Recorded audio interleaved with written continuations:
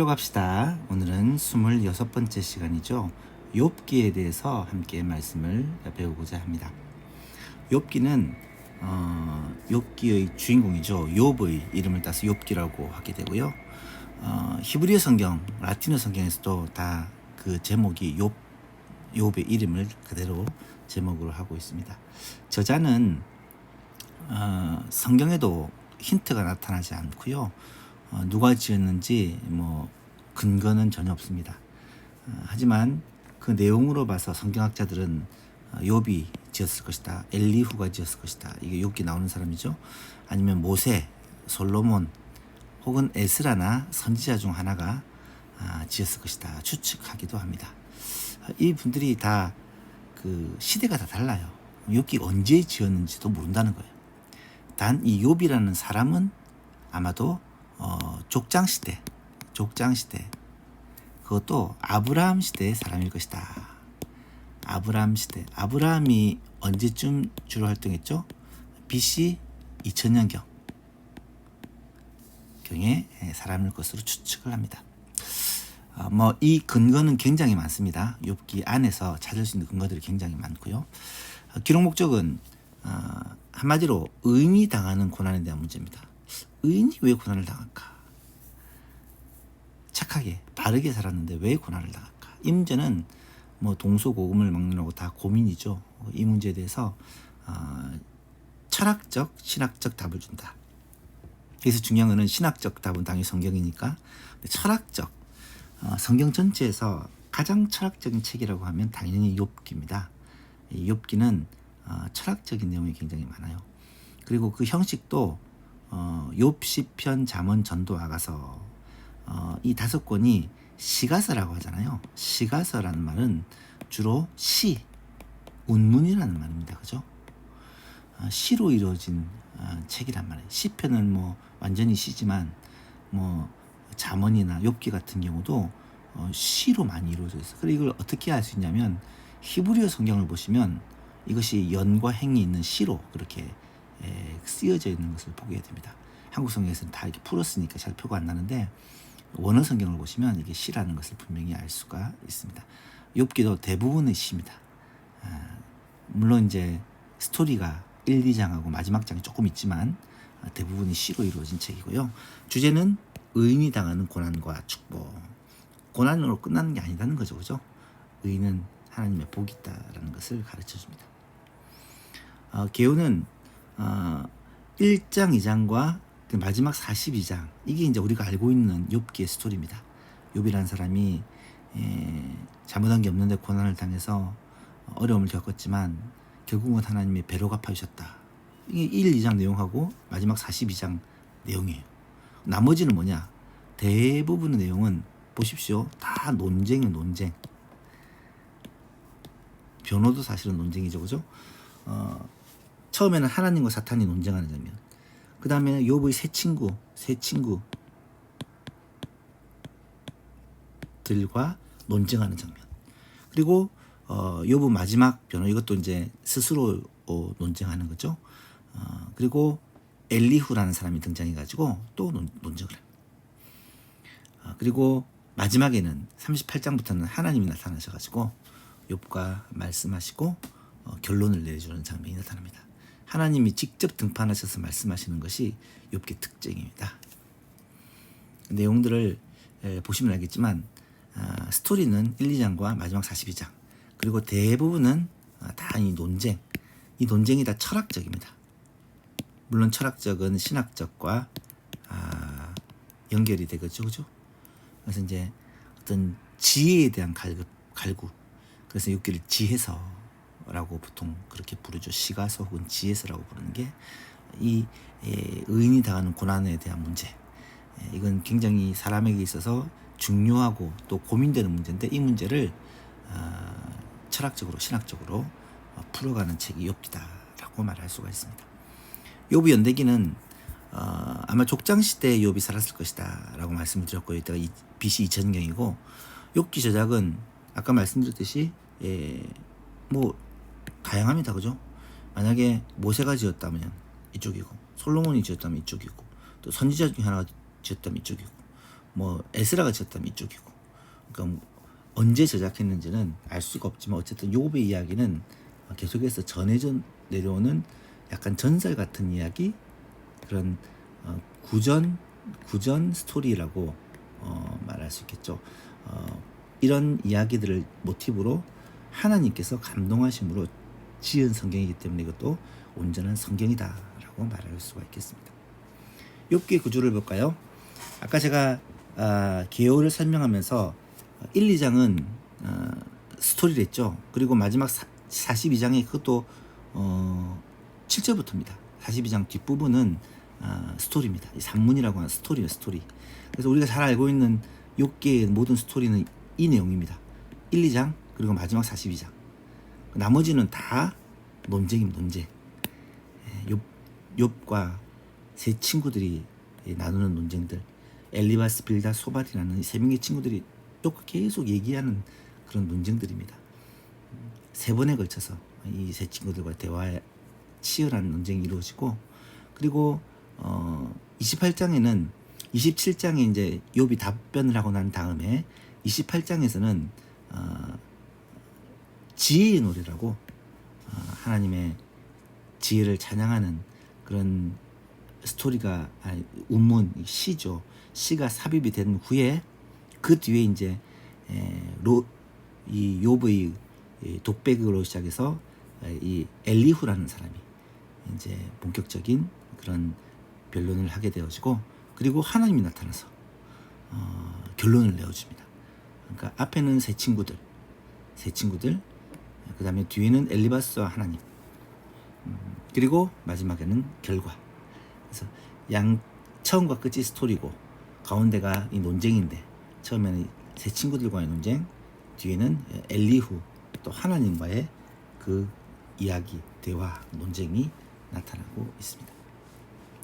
먼저 1, 2장의 내용을 보시면 욥이라는 사람이 살았는데, 이 사람은 늘 하나님 앞에 정직하고 의로웠다라는 이 욥에 대한 소개, 하나님이 얼마나 이 욥을 귀하게 보셨으면 세상에 욥처럼 그렇게 정직하고 의로운 자가 없다고 자랑을 하거든요. 그래서 사탄이 그 이야기를 시기하여 욥을 시험해 보겠습니다. 하나님이 모든 걸 다 주시니까 저렇게 욥이 하나님 앞에 바르게 살지, 만약에 그 재산을 빼앗아가 보십시오. 그러면 욥이 하나님을 버리고 욕할 겁니다. 그래서 해봐라. 그래서 욥의 재산을 다 빼앗습니다. 그것도 하루아침에 욥의 모든 재산과, 엄청난 부자였거든요. 모든 재산과 또 욥의 10명의 아들을 하루아침에 다 빼앗아가 버립니다. 아들이 모여서 10명의 아들이 모여서 잔치를 하는데 그 집이 무너져서 다 죽어버리고요. 그 종들이 외적의 침입을 받아 다 죽어버리고요. 소와 말, 그 약대와 이 모든 재산들을 다 빼앗겨 버리고요. 말 그대로 욥이 하루아침에 자녀를 다 잃고 알거지가 되죠. 그런 상황에서 욥을 위로하기 위해 세 친구들이, 엘리바스, 빌닷, 소발이라는 세 친구들이 방문을 하게 되는 장면이 1, 2장에 나타납니다. 그리고 3장부터 27장까지는 이제 이 논쟁에 계속 이어집니다. 이 논쟁이라는 것은 욥의 세 친구들이 이야기하면 욥이 그것에 답하고, 또 얘기하면 답하고, 이야기하면 답하고 하면서 끊임없이 논쟁이 이루어지는데, 이것이 마치 옛날에 그 소피스트나 철학자들이 앉아서 인생에 대해서 논하는 것처럼 그런 철학적인 논쟁이 이루어지는 거예요.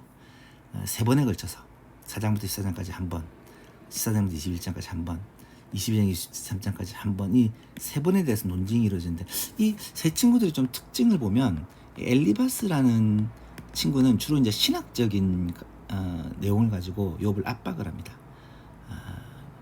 욥, 너가 하나님 앞에 죄를 지었기 때문에 이런 고난이 온 거다, 이런 얘기예요. 쉽게 말해서. 빌닷이라는 사람은 역사적인 교훈을 가지고 욥을 압박을 합니다.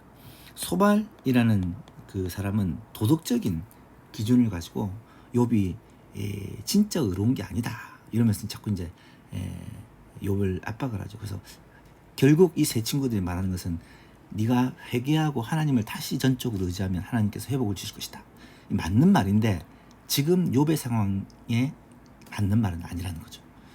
이것이 뭐 원론적으로는 맞지만 지금 욥에 있는 상황에서 이런 얘기를 하면 안 되는데 이런 얘기를 하게 됩니다. 그리고 욥이 중간중간 대답을 하고 마지막 27장에서 답변을 하게 되므로 전반부가 마무리되고요. 그래서 욥이 28장에 가면 지혜의 노래라고 하나님을 찬양하는 그런 노래를 부르고 그리고 욥과 친구들의 논쟁이 상황을 제대로 이해하지 못하다는 것을 이 노래를 통해 암묵적으로 표현하고요. 그 다음에 사람의 지혜로는 하나님의 통치를 절대로 이해할 수 없다. 사실 그렇잖아요. 우리가 이해할 수 없는 일들이 얼마나 많이 일어납니까? 모든 것을 다 이해할 수 없잖아요. 의인이 왜 고난을 당하는지, 예수 안 믿는 사람은 저렇게 떵떵거리고 잘 사는데 왜 예수 믿는 사람은 이렇게 고난을 당하는지, 우리 가까운 친구 목사님 중에서도 갑자기 돌아가신 일, 건강을 빼앗기는 일, 큰 병에 걸리는 일, 그런 일들이 허다하게 일어나는 걸 어떻게 우리가 받아들이고 이해해야 되는지 참 이해할 수 없는 일들이 계속해서 일어나는데 이것은 오직 하나님의 지혜로만 이해할 수 있다. 그래서 우리가 해야 될 일은 이것이 왜 이렇습니까? 따지는 게 아니라 주를 경외하고, 경외한다는 것은 하나님의 절대 주권을 인정하고 우리의 삶을 하나님 앞에서 바르게 하는 것, 악을 떠나고 하나님의 말씀대로 순종하며 사는 것, 이것이다 라는 것이 이 지혜의 노래의 내용입니다. 그리고 이제 후반부는 말씀드렸듯이 엘리우라는 사람하고 또 하나님의 얘기입니다. 먼저 욥의 최후 진술 29절 나타나고요. 그 다음에 이 엘리우가 나타나서 이 엘리우는 또 새 친구와는 조금 달라요.